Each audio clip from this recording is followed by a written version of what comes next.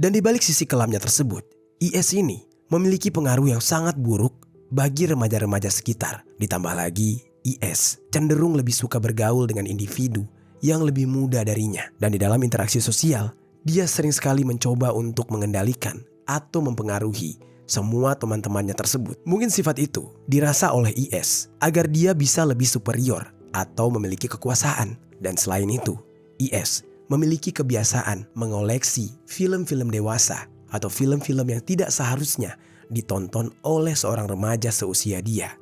Halo Sobat Pena, apa kabar hari ini? Assalamualaikum warahmatullahi wabarakatuh. Hari ini kita akan kembali membahas kejadian-kejadian mengerikan, kisah nyata yang terjadi di muka bumi ini. Kisah kali ini menimpa seorang gadis remaja asal Palembang, Sumatera Selatan, terjadi baru-baru saja pada tahun 2024. Gadis tersebut ditemukan sudah tidak bernyawa di sebuah perkuburan Cina yang ternyata dia dihabisi oleh para pelaku yang merupakan 4 orang yang masih di bawah umur. Bukan hanya dihabisi secara keji, gadis tersebut juga dijadikan untuk pemuas nafsu keempat pelaku tersebut lantaran keempat pelaku terpengaruh dan kecanduan menonton video dewasa.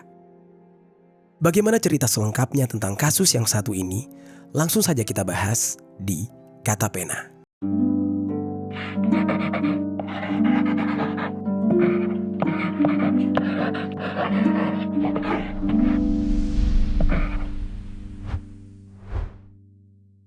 Kita ke sorotan lain, saudara. Polisi melakukan olah tempat kejadian perkara kasus sekaligus AA, seorang remaja berusia 13 tahun yang ditemukan di TPU Talang Krikil, Palembang. Sebelum kita mulai ke ceritanya, jangan lupa untuk subscribe channel ini dan bagikan video ini ke teman-teman kalian. Cerita ini dibuat berdasarkan berita yang sudah beredar dan diterbitkan oleh beberapa media publik yang aku sajikan dan aku rangkum dalam bentuk alur cerita. Kita mulai ceritanya. Jadi sobat, ada seorang gadis remaja yang berinisial AA yang berusia 13 tahun. AA ini merupakan seorang warga asal Kelurahan Pipareja, Kecamatan Kemuning, Palembang, Sumatera Selatan. Dan dia masih duduk di bangku SMP. Di sekolah, AA ini dikenal sebagai anak yang pendiam, namun aktif untuk belajar di kelas. AA juga dikenal sebagai anak yang pintar. Meskipun usianya masih terbilang muda, ketika banyak yang seusianya mungkin masih mengeluh atau bergantung kepada orang tua, namun AA justru menunjukkan tanggung jawab yang besar. Dia berbeda dengan anak-anak seusianya yang lain. Dia memiliki kepedulian yang tinggi dengan berusaha memenuhi kebutuhan sehari-hari tanpa merepotkan kedua orang tuanya untuk membiayai sekolah dan membeli handphone yang dia inginkan. AA ini sampai rela berkeliling berjualan balon setiap sepulang sekolah.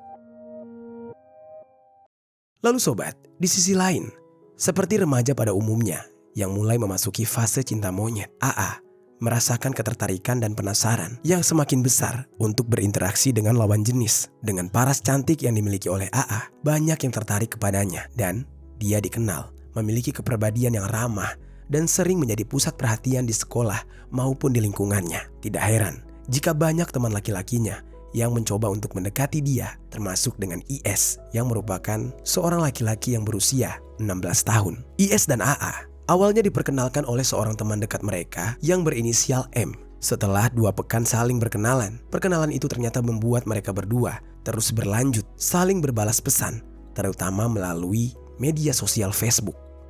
Proses komunikasi yang semakin intens ini ternyata membantu membangun rasa saling pengertian dan juga rasa nyaman di antara mereka berdua. Dan di saat kedekatan mereka semakin mendalam, IS mulai merasakan adanya sesuatu yang lebih dari sekedar pertemanan biasa. Perasaan suka yang awalnya tidak pernah diduga mulai tumbuh di dalam hati IS terhadap AA.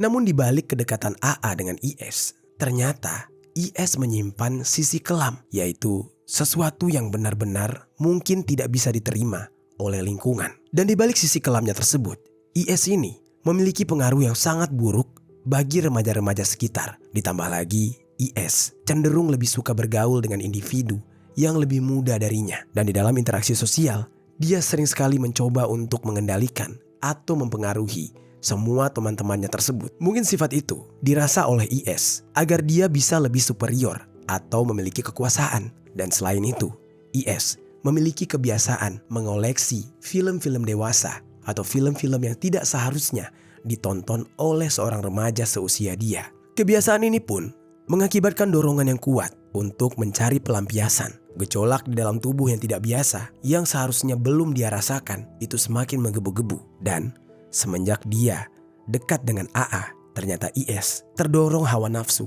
yang sangat kuat untuk ingin melampiaskannya kepada AA. Perasaan ini berkembang seiring waktu dan IS terus-menerus terdorong ingin merencanakan tindakan yang benar-benar keji. IS di saat itu ingin sekali merudah paksa kekasihnya AA. Namun di saat itu IS tidak merencanakannya sendiri. IS ingin mengajak teman-temannya yang lain yang merupakan remaja yang masih di bawah umur untuk melancarkan aksinya ini. Teman-temannya tersebut berinisial MZ, usianya 13 tahun, NS usianya 12 tahun, dan AS berusia 12 tahun. Dan tanpa berlama-lama, IS akhirnya mulai menyusun rencana untuk melancarkan aksinya tersebut. Dia memulai dengan mengirimkan pesan kepada AA untuk mengajaknya bertemu secara langsung. AA yang pada saat itu menerima ajakan dari sang pacar tampaknya tidak menolak. Dia tidak merasa curiga sedikit pun terhadap niat IS dan mereka pun mengatur waktu serta tempat untuk bisa bertemu. Mereka janjian untuk menonton kuda kepang yang berada tidak jauh dari rumah mereka di Kelurahan Pipareja, Kecamatan Kemuning. Hari itu, tepat pada hari Minggu tanggal 1 September tahun 2024, AA mempersiapkan diri untuk bertemu dengan IS dan biasanya AA ini selalu meminta izin atau berpamitan kepada kedua orang tuanya sebelum dia pergi kemanapun. Namun kali ini situasinya berbeda. AA di saat itu merasa cemas dan takut karena kali ini dia akan pergi bertemu dengan lawan jenis yang merupakan pacarnya. Dan kecemasan ini membuat AA merasa tidak nyaman untuk memberitahukan kepada kedua orang tuanya dan orang-orang rumahnya yang lain. Lalu singkat cerita, karena khawatir IS sudah menunggunya dan tidak ingin terlambat, akhirnya AA memutuskan untuk segera berangkat tanpa berpamitan kepada siapapun. Di tengah perjalanan, dia merasa sangat senang. Dia tidak sabar ingin bertemu IS. Dan saat dia tiba di lokasi, AA langsung bertemu dengan kekasihnya tersebut, IS, yang ternyata di saat itu membawa serta 3 teman-temannya. Di saat itu mereka pun asik menonton pertunjukan kuda kepang. Namun, di tengah-tengah pertunjukan kuda kepang, IS mulai melancarkan rencana jahatnya. Di saat itu, IS mengajak AA untuk berjalan-jalan di Sampurana, sebuah kawasan yang terletak di tempat pemakaman umum etnis Tionghoa, Talang Krikil, Kecamatan Sukarami, Palembang. Tidak lupa juga ketiga teman IS juga ikut turut serta mengikuti IS dan AA. Di saat itu, AA yang menganggap seolah-olah mereka hanya ingin menghabiskan waktu bersama, tidak menaruh curiga sedikit pun ketika ketiga teman IS mengikuti mereka. Lalu mereka pun berjalan menuju TPU, dekat krematorium, sebuah lokasi yang akan digunakan untuk melancarkan aksi bejatnya. Setibanya mereka di lokasi, IS di saat itu secara mendadak langsung mengajak AA untuk berhubungan badan. AA yang merupakan seorang gadis baik tidak mau melakukan hal itu dan dia dengan tegas menolak ajakan IS. Meskipun mendapatkan penolakan, IS di saat itu tidak peduli. Dia tetap ingin melancarkan aksi bejatnya. IS langsung membekap hidung dan mulut AA dengan sangat keras. Lalu dia meminta pertolongan ketiga temannya dan ketiga temannya tersebut langsung memegang tubuh AA agar AA tidak bisa bergerak dan melawan. Lalu sampailah pada akhirnya AA yang sudah kehabisan nafas dan kehabisan tenaga berusaha untuk melawan. Namun sayangnya dia tidak bisa melawan tenaga para laki-laki tersebut. Dan entah apa yang ada di pikiran IS di saat itu, dia dengan tega membekap hidung dan mulut AA dengan sangat keras sampai-sampai AA kehabisan nafas dan akhirnya meninggal dunia. Pada awalnya, IS dan ketiga temannya belum menyadari jika AA sudah tidak bernyawa. Mereka pikir di saat itu AA hanya pingsan dan tidak berdaya untuk melawan. Mulailah di saat itu, IS dan ketiga temannya melaksanakan rencana bejat mereka. Mereka merudah paksa AA secara bergantian tanpa mengetahui bahwa AA sebenarnya sudah tewas. Dalam keadaan yang mengenaskan tersebut, mereka terus melakukan tindakan kejinya kepada AA. Setelah mereka puas merudah paksa AA secara bergantian, lalu mereka berusaha untuk menghilangkan barang bukti. IS dan teman-temannya kemudian menyeret tubuh AA dari tempat krematorium ke ke daerah penguburan yang berjarak sekitar 30 menit dengan berjalan kaki. Dan agar tidak ketahuan, mereka menyeret tubuh AA melewati semak-semak kuburan yang ditumbuhi oleh ilalang yang cukup tinggi dan jarang dilalui oleh warga. Sesampainya mereka di sana, IS dan teman-temannya yang masih belum merasa puas tiba-tiba melanjutkan tindakan keji mereka lagi. Mereka kembali merudah paksa tubuh AA secara bergantian tanpa menghiraukan fakta bahwa AA sudah tidak bernyawa. Dan setelah melampiaskan hasrat mereka pun mulai meninggalkan jasad AA di sana. Kondisinya di saat itu benar-benar memprihatinkan. Dengan kondisi celana AA sudah tersikap dan tubuhnya tergeletak begitu saja. Setelah mereka melakukan tindakan brutal tersebut, IS dan teman-temannya merasa seakan-akan mereka telah berhasil menyelesaikan sebuah misi. Dan tanpa menunjukkan rasa bersalah, mereka pun kembali ke lokasi pertunjukan kuda kepang dan melanjutkan untuk menonton di sana, seolah-olah tidak terjadi apa-apa. Di tempat pertunjukan kuda kepang, IS yang tidak menunjukkan rasa penyesalannya sama sekali dan tidak memiliki empatinya justru merasa bangga dan malah menceritakan kejadian tersebut kepada teman-temannya yang lain bahwa dia sudah berhasil merudah paksa AA, sang pacar, seolah-olah tindakan brutal yang dia lakukan itu merupakan sesuatu yang bisa dibanggakan.